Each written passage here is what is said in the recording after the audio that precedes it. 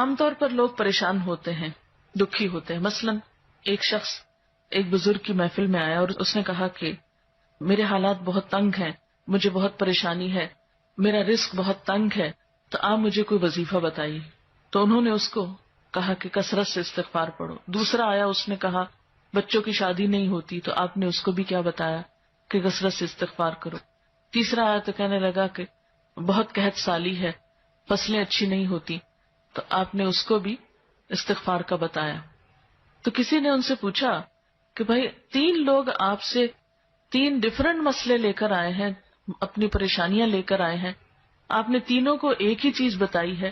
تو اس پر انہوں نے یہی سورۃ نوح کی آیت پڑھ کر سنائی کہ دیکھو یہ قرآن میں اللہ کا وعدہ ہے اور اللہ کا وعدہ سچا ہے. اللہ تعالیٰ کی بات سے بڑھ کر سچی بات کس کی ہو سکتی ہے؟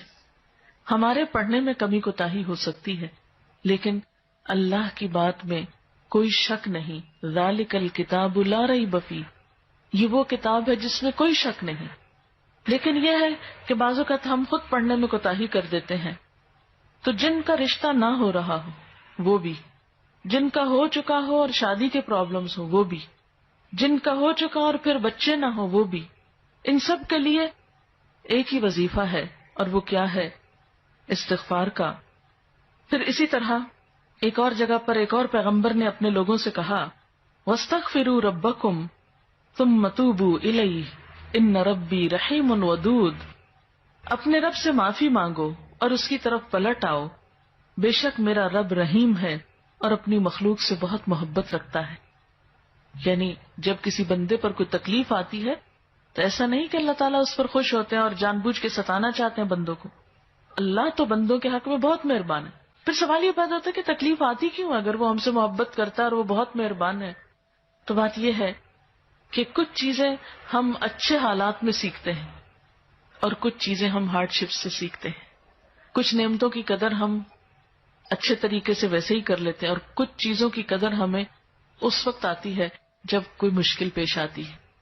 آپ دیکھیے کہ اس کی مثال یوں ہی ہے کہ جیسے کچھ کھانے آپ کچے ہی کھا لیتے ہیں، جیسے فروٹس وغیرہ ہیں، آپ کو پکانے کی ضرورت نہیں ہوتی، لیکن کچھ کھانے آپ کو پکا کر کھانے ہوتے ہیں.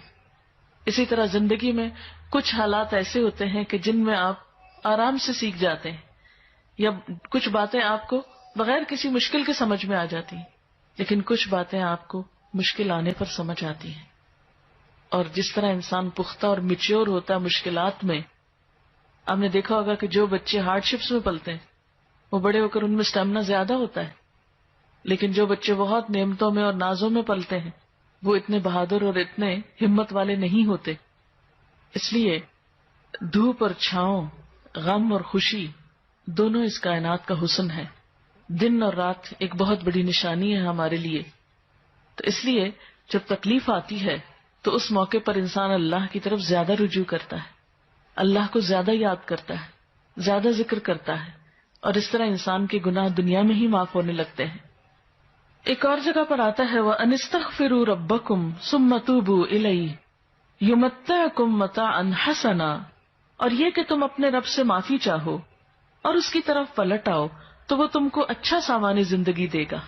یعنی دنیا کی اچھی نعمتیں کس سے ملیں گی؟ استغفار سے. اور اس کے لیے دعائیں کیا ہیں؟ ربنا اغفر لنا، یہ قرآن پاک کی دعائیں ہیں استغفار کی. ربنا اغفر لنا ذنوبنا واسرافنا فی امرنا وثبت اقدامنا. ایک اور دعا ہے ربنا آمنا فاغفر لنا وارحمنا وانت خیر الراحمین. پھر اسی طرح ربنا ظلمنا انفسنا وان لم تغفر لنا وترحمنا لنکونن من الخاسرین انت ولینا فاغفر لنا وارحمنا وانت خیر الغافرین.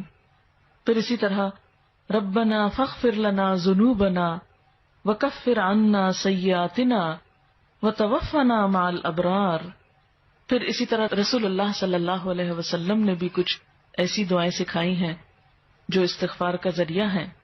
رب تقبل توبتی واغسل حوبتی واجب دعوتی وثبت حجتی واہد قلبی وسدد لسانی واسلل سخیمۃ صدری.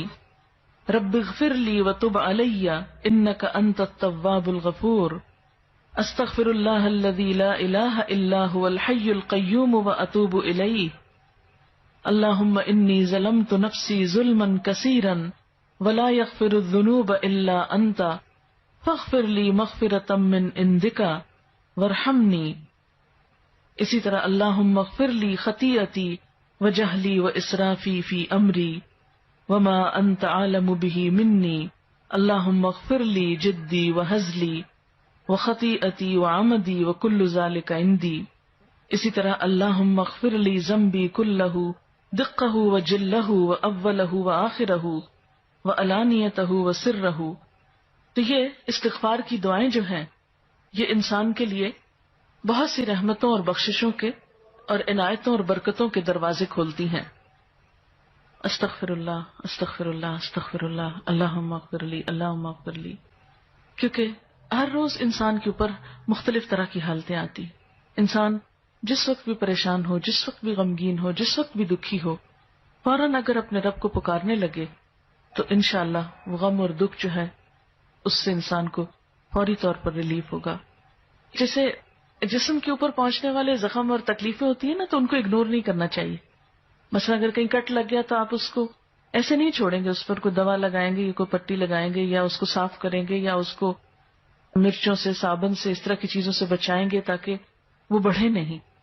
اسی طرح جو روح پر کٹ لگ جاتے ہیں یا انسان گناہ کر کے اللہ کو جو ناراض کر لیتا ہے تو اس سے انسان اگر فوری طور پر نکلتا نہیں اور اس کا علاج نہیں کرتا تو بعض اوقات وہ گناہوں کے دھبے اور وہ دل کی سیاہی اتنی گہری ہوتی چلی جاتی ہے کہ انسان کو ایکیوٹ ڈپریشن میں لے جاتی ہے. اور بعض اوقات پھر اس کے لیے بڑی بڑی دوائیاں اور بڑی بڑی دوائیں اور دعائیں بھی کام نہیں کرتی. اس لیے انسان کو ہر روز کثرت کے ساتھ استغفار ویسے بھی کرنا چاہیے. اسی لیے ہم دیکھتے ہیں کہ اللہ کے رسول صلی اللہ علیہ وسلم جو معصوم تھے، گناہوں سے پاک تھے، جن کا کوئی گناہ بھی نہیں تھا، وہ دن میں 70 سے 100 بار استغفار کرتے تھے. اور آپ سے بڑھ کر مصروف بھی کوئی نہیں تھا. ہم تو یہ کہہ سکتے ہیں نا کہ ہم کیا کریں، ہمیں تو وقت ہی نہیں ملتا، نماز پڑھیں یا یہ بچوں کو سنبھالیں یا کون سا کام کریں کون سا نہیں کریں، کس وقت یہ تسبیحاں پڑھیں. ٹھیک ہے، ضروری نہیں کہ آپ کسی کونے میں بیٹھ کے لمبی تسبیح پڑھیں. آپ اٹھتے بیٹھتے چلتے پھرتے باتوں میں گفتگو میں کسی کی سنتے وقت دل میں آپ استغفار کثرت سے پڑھ سکتے ہیں. اور جب آپ سے پوچھا گیا کہ آپ کے تو گناہ نہیں پھر بھی آپ اتنی استغفار پڑھتے ہیں تو آپ نے فرمایا افلا اکون عبدا شکورا، کیا میں اللہ کا شکر گزار بندہ نہ بن جاؤں. تو شکر گزاری تو ویسے ہی اللہ تعالیٰ کو پسند ہے.